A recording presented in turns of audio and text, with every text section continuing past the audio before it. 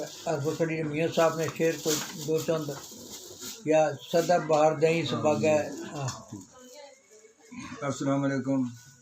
بھائی جان کی فرمائش پر میاں امام صاحب کے کلام، ویسے تو بے شمار کلام انہوں نے لکھے ہیں ماشاءاللہ. عمر کے کونے کونے میں ان کا کلام پڑھا جاتا ہے، ان کا ہی کلام ہے پڑھنے اور سننے والا. تو میاں صاحب کا کلام چند شعر ماشاءاللہ جی، سبحان اللہ. کیا لکھتے ہیں میاں صاحب؟ ایک بلبل اس باغ الناری بلندی، ایک بلبل اس باغ اندر تے الناری بلندی، اجنی نہ چڑھے توڑا محمد، اجنی نہ چڑھے توڑا محمد تے اڈ گئی کورلاندی.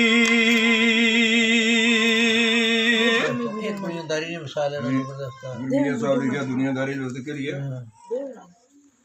اس بوٹی نے دنیا کی مثال انہیں دی ہے.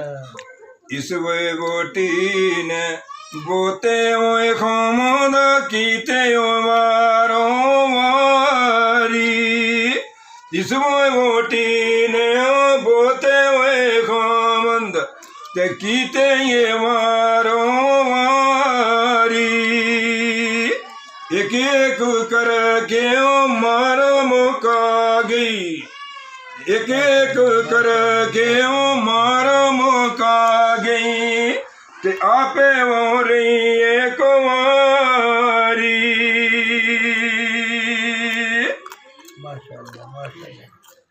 تے نت نویوں بن بن بیندیاں بڈھی ہوئے مول نہ ہوے، نت نویوں بن بن بیندی، نت نویوں بن بن بیندی تے بڈھی ہوئے مول نہ ہوے، ہر ایک نالو کو رہندی ہوئے گوشے، ہر ایک نالو کو رہندی ہوئے گوشے تے نالو فورے بپو ساوے.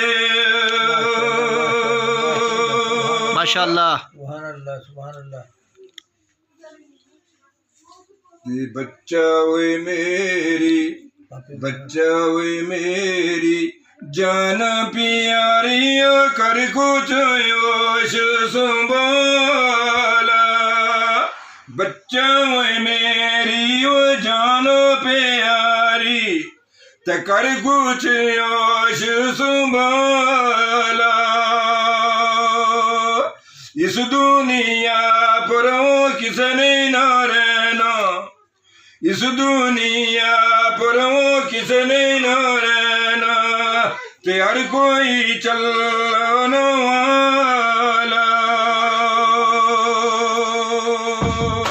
ماشاءاللہ. تے چار دیاڑے ہے حسن جوانیاں کر لے شام جاں، چار دیاڑے حسن جوانی تے کر لے شام جاں، صدا نہیں نائے وہ دولت تے دنیا، صدا نہیں نائے وہ دولت دنیا تو صدا نہیں نہ لشکر فون